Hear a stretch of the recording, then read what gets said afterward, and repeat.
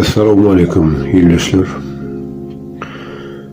Süleyman Cimid'in kuarı bizim hemmemizin birumizde lokan yer orkallı. Bu çağın ölümü her bir halal tükkün için edilip öz çağası bilen burk geçen yali gatı kıynançlı tesir kaldırdı. Şununla biz ehli Türkmen halkına söz veriptik şu çağın ölümünü günahkarları tapıp ağıtlarını ulu iğne beyan ederiz deyip. Ondan sonra kendi işler geçirildi hem köp malumat çeşmeler silcirilip ağdarıldı. Yadımızda olsa her yerlerden türlü üyerseler emele gelip kendi adamdan ağıtlar tutuldu ama Süleyman Can'ın ölümünde hakiki günahkar adamdan ağıtları şu çakaçemini her türlü mekirlik gülen bizden yığışırıp saklandı. Kimse bu vakanı bir yönü çağa davasını olacak kulli, kimse olsa öz işine oturan hocalarının vakalı oyuncu, başka bu işe dahil olmadığı adamların ağıtlarını tutup, şollarını hem çakkı yolu adamı tutup, şanlıkların hatta şu işte de öz gara behmid için peyda olacak kulli. Bunun kavirisine bizim ilki, ona niyadık, şol tevaplı özümüze bağlandık. Bunun gepini yöne Hudaya şükür, kırp sağına halal illeşlerinin kömöğüyle ahir son hakikati silcirip tapıbillik. İnnem şol hakikati biz sizin dikkatinize hödürlemekçi.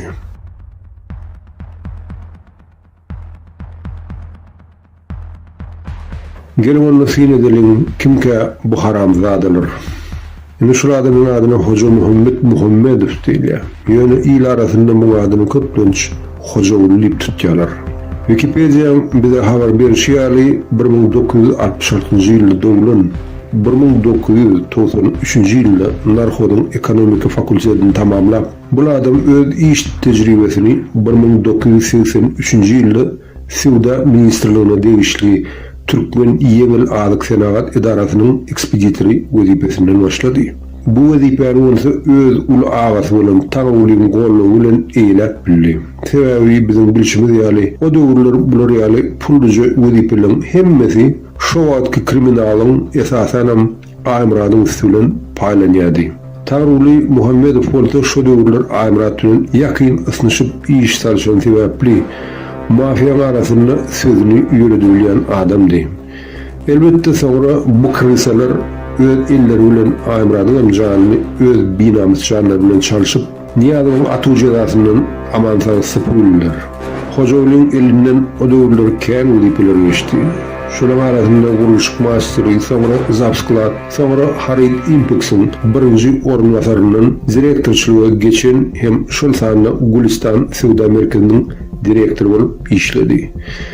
2005 yıldan başlap bu adam Devlet Harit ve Çiğmal Birjası'nın ornasarının şol birjan başlığının vazifesine 2006 yılda geçip 2007 yılın yukarı ödevçülük kurulumunun başlığı hükmünde 4 ay oturup kabinin ornasar hükmünde teşol 2013 yıla çenini işlep bilen adam. Şoğunla birlikte bu adam 2009 yıldan başlap hem prezident kaparadın baş dolandırıcısı hükmünde iş alıp barayadı. Ama 2013 yılın sentyabr ayında öz iktisani gutoran oğullarıyla kâr kardeşlerinin bisprezelleri sebepli hemme vazifelerinden boşadıldı. Yöne bir salımdan sonra bu adam öz gıyızını haramının maşgalasına amatlıca durmuşa satıp yerleştirip bildi hem şanlıklıdan öz gücünü hasbek edip şugunlukça İngir Bay ikinci maşgalası yok bunu Türkmenistan'da devran sürüyor. Bizim bilişimize göre şugunlukça bu insan haramının savaylı hataplıca hem gelecek hükümdarlığı en amatlı kandidat yok bunu tayarlığını otuyor. Hatta bizim guman edişimize yali şol haramın ülünüm yakınlarınlaşlığı emine getirenim haramın özü oldu. Elbette bu malumatları diktaturan özü her dağıt edip yığışacak oldu hem şol sebeplim yurdundaşını yasama aktivistler hem yasama apozisyanı döredip halk arasında ağlarlık emine getirip bizim ülkemizi başka da soğuyacak oldu. Bunun sırlarından biz intak ayretin süjet edip kimin haysi toporun behbi düşün işler bölünür hakta jurnalistik edermeğiyle size beyan ederiz. Kıynan malsa yöne bizim toparmadığın gizliğin bulduğuna şu soruların üstünü açmak başardı. Hem şu günlükçe bizim elimizde gatıken malumatlar hem suutnamalar var. Emma bizim çeşmelerimizin hoopsuzluğu sebeple biz entek köp zatları ilasına çıkarmaya yağdayımızdan hakkımızdan yok. Şoň üçin biz bolluğundan size bu malumatları beyan edip otururuz. Hem Süleyman'ın depterine bulan hemmesinin eden cinayetlerini yazga alıp ýagdaýa görä halkara tribunalyň dikkatyny iýereriz. Hem geljekde täze Türkmenistanyň adalatly kadyýetini ýetirip doly jazalandyrarys.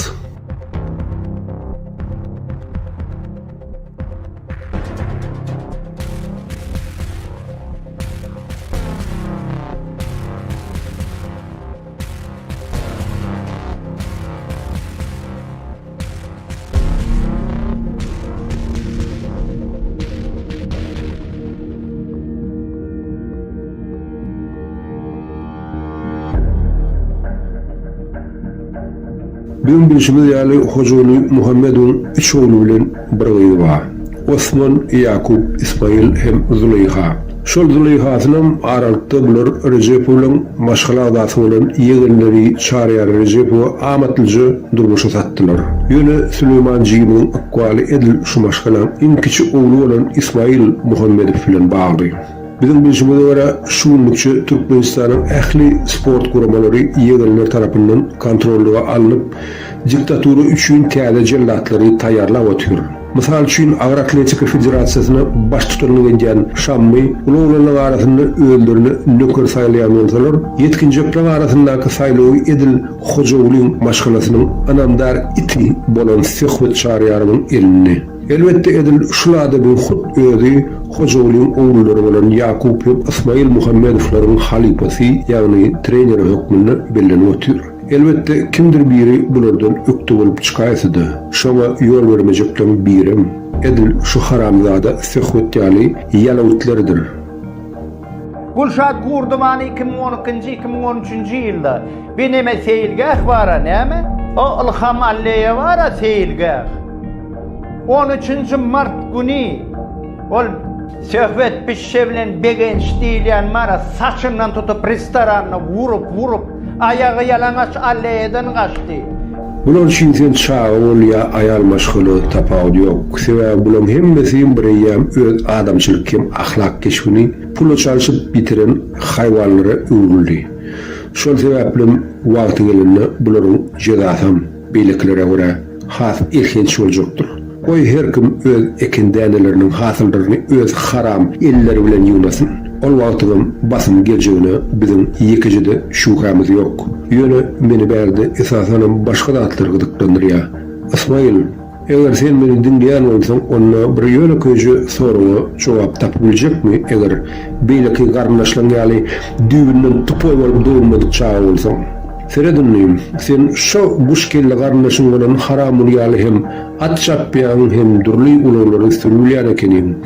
Hem mergen hökmünde çykyş edýän hem görüşde çempionçylyk derejesine ýetipsiň, emma bir owadan çykan prastoýjy oğlanjyk sen elinde bolan şertlere ýetip bilmesede gelip çyk seni prosta it döwen ýaly duýup çyk taşlady. Dogry dämi?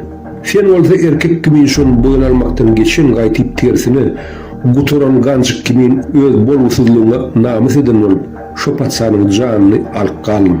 Onam başga biriniň eli bilen. Diýmek sen aslynda çempionam däl şeýlemi? Sen hakykatda erkekdigim toporuna salynmaga hakyň ýok da şeýle bolýar-da. Siz şular ýaly hokkagdy halkara ýarışlaryň birini etmäge synanşan bolsadyňyz, siziň hemmäňiz ommoldy paýsy deşiklerinizden istiýpalajaklaryny gözüňiz gatkow ýetýändir. Dogry dämi? Onda diýmek, eger siz öz şöhratlygyňyzy diňe şeýdip gazanyp bilýän bolsaňyz, onda siziň hemme titullaryňyz, hemme ustatlyk derejeňiz, edil siziň mertebeňiz ýaly diňe ýasama hem boş bolup durýar-da.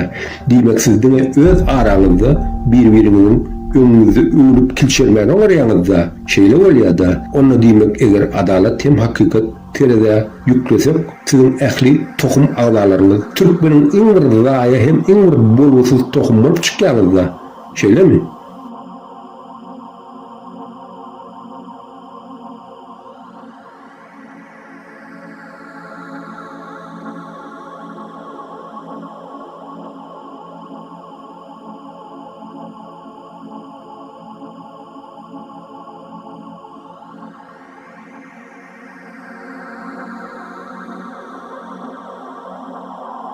eşdiýäňmi gutoranlar, siz bir ýönekleji hem aýdyň bir zada kendiňiz işledip bilmediňiz. Şuňky siziň hemmäňiň eliňizde bolan şertler hem baýlyklar size näme sebäpli berilendirýäňiz?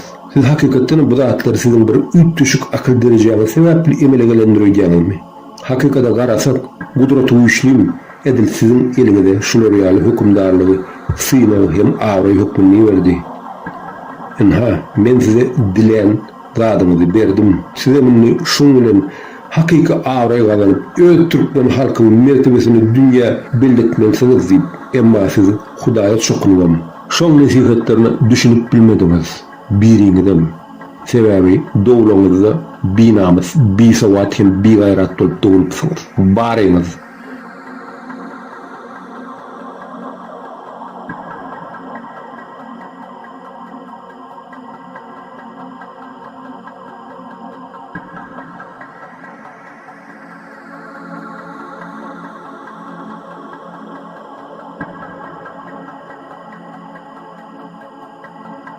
Men ençede sinetdim bolýan ýöne siziň hiç ýerde biriňizden kitap okap oturanyňyzy tapylmadym.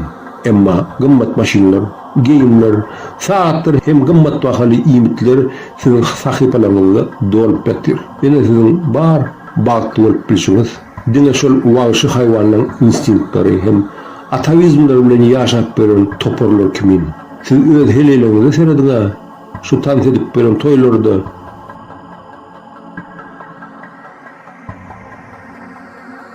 sizin ayarlarınız şeyle olsa, onunla şolan doğurup berýän çağalar näle samsyp golýandyr. Siz şoňa gözüňiz ýetdimi? Özüňiz görmeseňiz töwereňiz görüp otyr. Ähli dünýä görüp üstüňizde bolýar.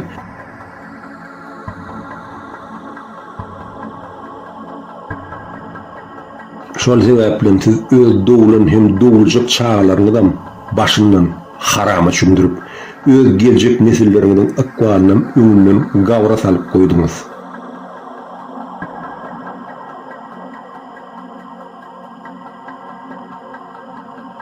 Enha siziň bariyeti bilen hakyky ahlak hem akyl derejäňiz. Sebäbi siziň biriňiň kelläňizden iň bolmany sähelçe adamçylyk gymrysy bolan bolsady, onu şu baýlyklarymyzy akylly ýöredip hemme türkmen halky üçin nähili behwit kazanyp, nähili eşretde ýaşap bilýärmiňizi gözüňiz ýeterdi.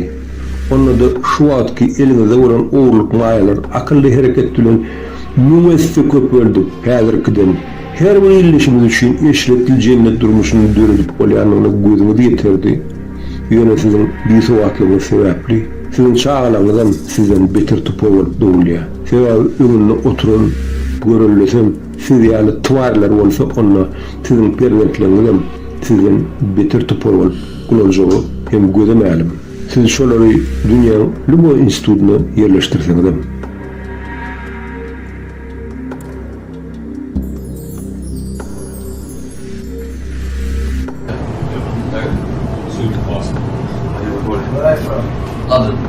London. London. You? Turkmenistan. Turkmenistan. Mashallah. Nice to meet you, brother. Salam alaikum, brother. Salam alaikum. I'm from Morocco. I thought you were Russian. Nice to meet you. I'm doing Polish, Polak. Polska. Yes. Nice to meet Nice to meet you. What's your name? Sharia. Sharia. Oh, you have good shirt, bro. Look at the fashion. Very good. Good fashion. Nice, nice. No, very good. Good colour coordination. Oh, we need to take a picture, bro. So good. Syýla öýleşler. Şu haram tohumyň ýaşaýyşyny, hem bizim halkymyzyň ýaşaýyşyny syýlaň hem döňeşdirin. Benim öz sözümi inzanyna aýdaryn.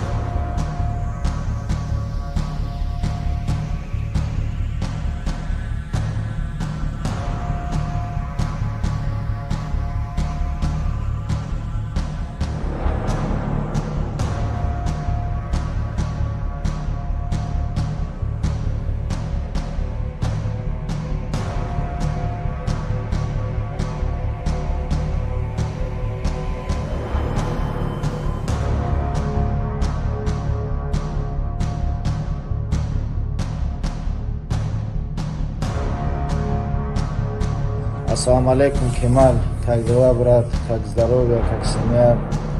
Иншаллах, скоро приедем в Туркмению.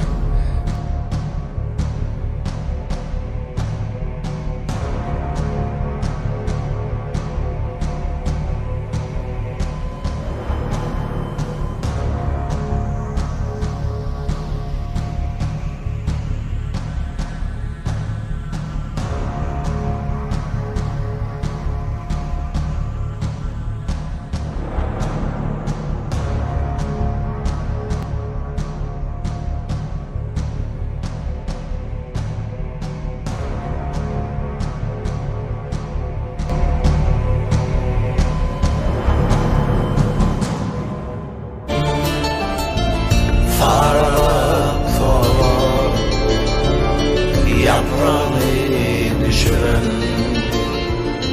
bağdek tolardım.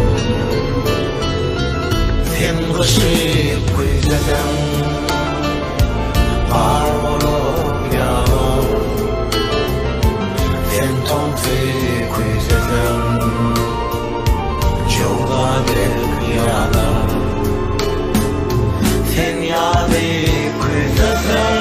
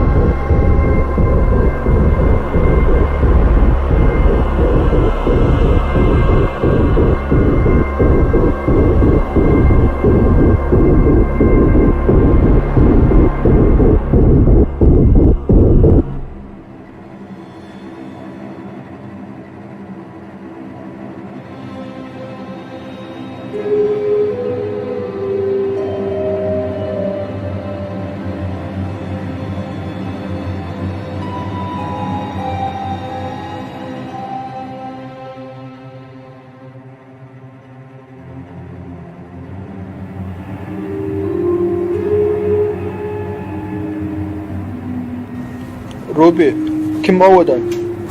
Sen Abadan.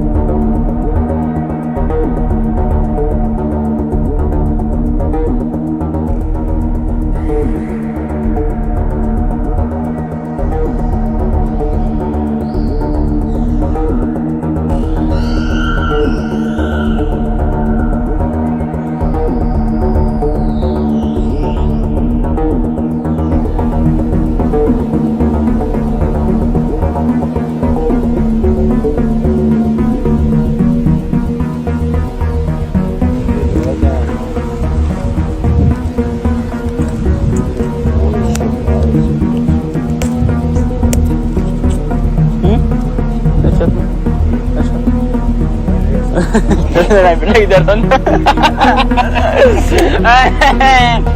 Kita lucu dah bang.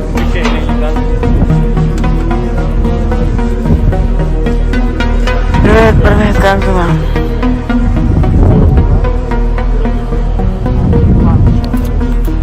Dah. Lambo jambon.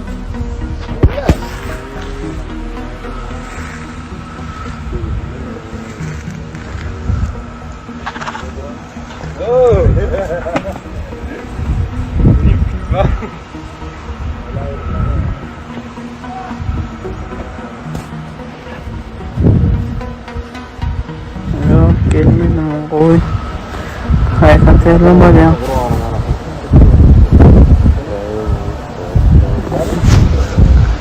Ini yang kuada.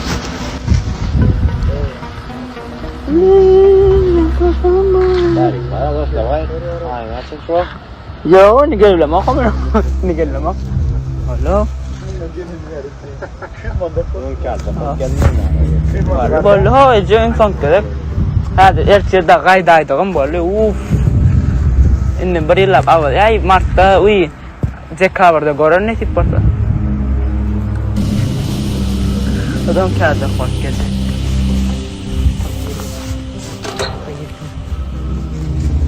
Ne fikrim lan?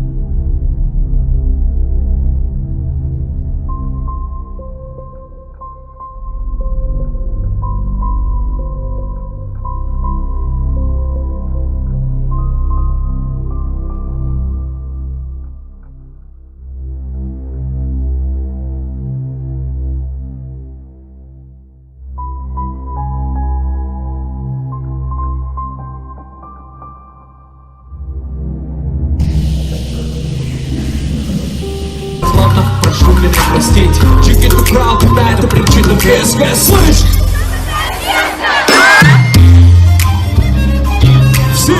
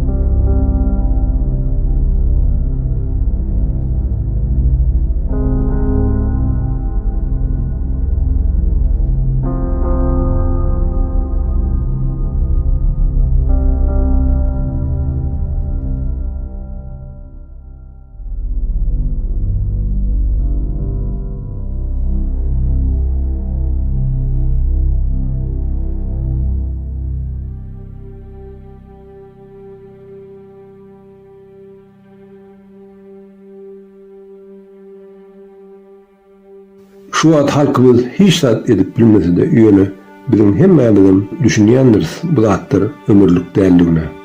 Sizem düşünmelisiňiz da bu zatlygym barsa ahir soňy öz netijesine geljekdigine. Siz hakykatdan bir sowatym tupoýul dowlanyň sebäpli ne tarihden ne de älemin beýleki misallarynyň netije çykaryp bilýän insanlar. Eýsem biz size Näme sebäpli şol Henry O'Hara ya Muhammed Dawud'un 30 tany öldürilen maşgala agzalarynyň ıkwallary hakda süjetleri ýasap görkezip oturanlar söýýäňiz. Näme sebäpli biz siziň her haýsyňyz bilen günne öz töhütdeşligimizi edip oturanlar söýýäňiz. Sebäbi bu älemiň duygunlaryny hem Hudaý tarapyndan berilen kanunlaryny entäge çenli üýtgetmäge ýekejide adam çagatyny başardan däldir. Hem hiç wagt asla da başartmaýar.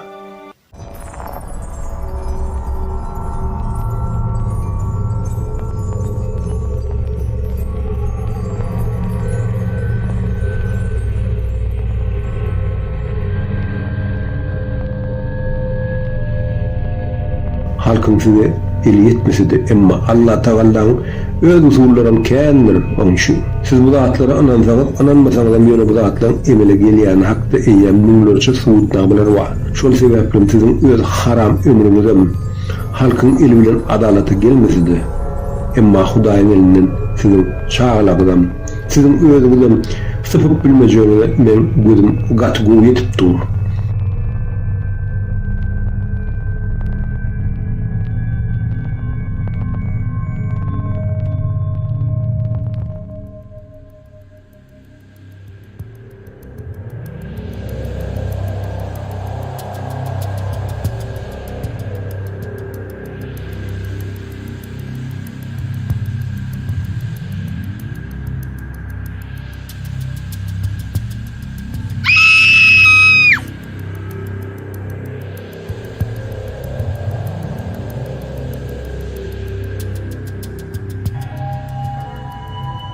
Belki de günün birine sizin çağalaryň ýygynyň edil şular ýaly Süleymanjanyň hud özi gelmegi gaty ahmanlar.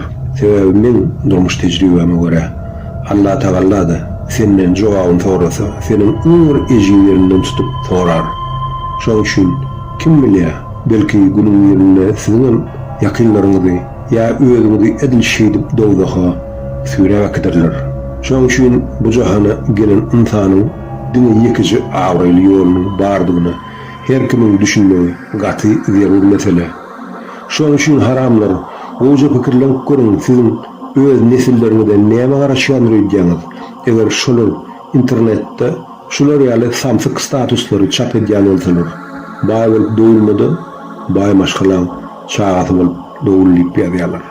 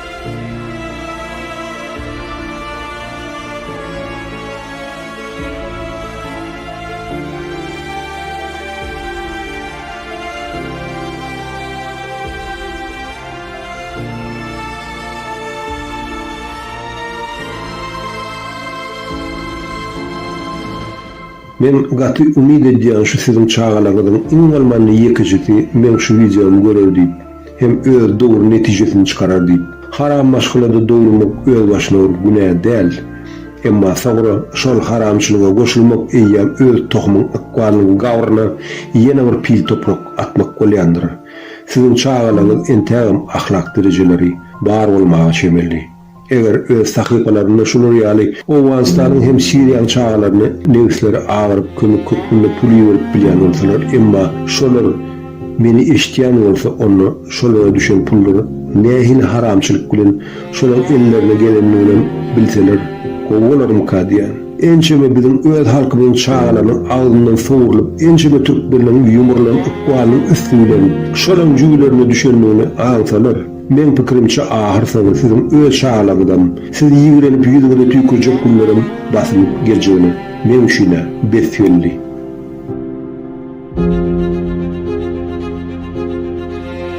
Bugün her birimiz ümiden öylep ölümede tayin. Sebebi adalet düşün, o dünyadan gayret geleceğimde gözümüzü yetip dur. Bugün bilelikte de ençeme sizin elinizden köselip giden illeşlerimiz sizin her birinizi doğduğun kapısını ayağınızdan süylep getirmeye tayinliğinden biliyaz. Siz özünüz şuna tayin mi?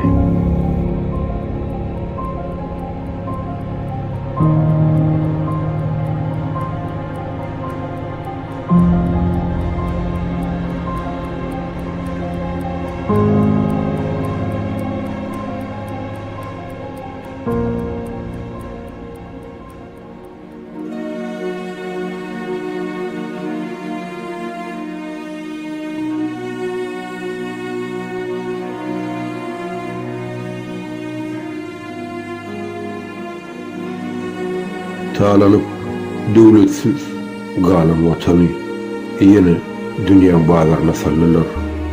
Kezzaplardan düzlen cellat bakkarlar. Bağlar uğrayar vatanımın üstünde. Galkın halkım, vatan bize garaya. Galkın halkım, vatan bizi bağlaya. Kavul etmeyen ilim edin talabın.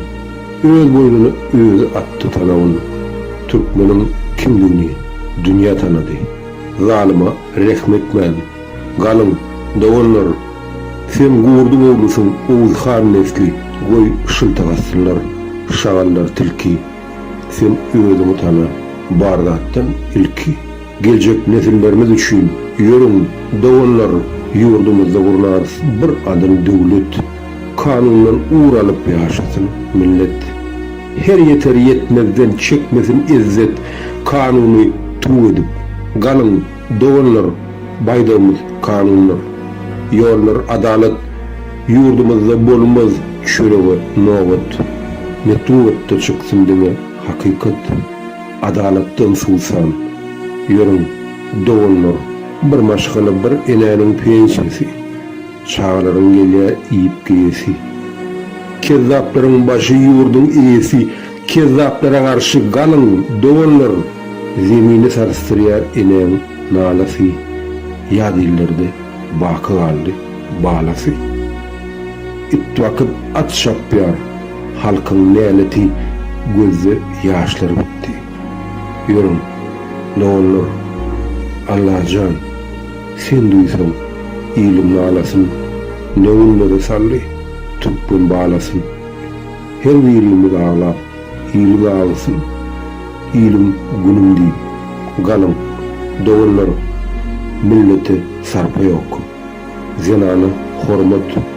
Kim bardır dünyada eneden gymmat, eneleri ağladyar, etegen nälet, enelerimiz üçin, torun, doğanlar, bialaç, güleranlyk, türkü elenden çağa doğmany tür, juwan gelininden, dünýä keypini çekýär, haram yegenler, biri aşalyň ýoly, doğanlar, uzak däli, gattap tursa ukçaklar, kimlik verilerdi ýokdy gaçaklar, mehri ýatdan çykdy, ýerjak gujoklar, birleşip aşalyň ýoly, doğanlar, mert ýigitler, şirin janyny ayamaz, wagty dolar, çağlarymyz, tanamyz, pasportlarymyz hiç wagtda yaramaz, arkalaşyp ýola galyň, doğanlar, Türkili, doğunmy, düşmanmy bilmen.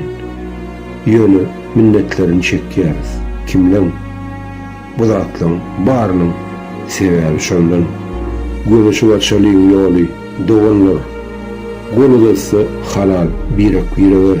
Haramlylar deşip tapmaz giýrere. Gorky dälle mertlik salyp ýürege. Göňüşi açalyň ýoly doganlar. Kimläme galandy? Geleli bäri. Ýitenleň zanasa, ýeten ol, ýary. Bara basma üçin behrimanlary. Mert durup açalyň ýoly doganlar. Yüzler çömüz, bakı oydu başını. Kim dinledi, zarin atan yaşını. Götürdük yazını, en çabışını. Dirkek, açalyň ýoly doganlar. Bir başa, bir ölüm, galın doganlar.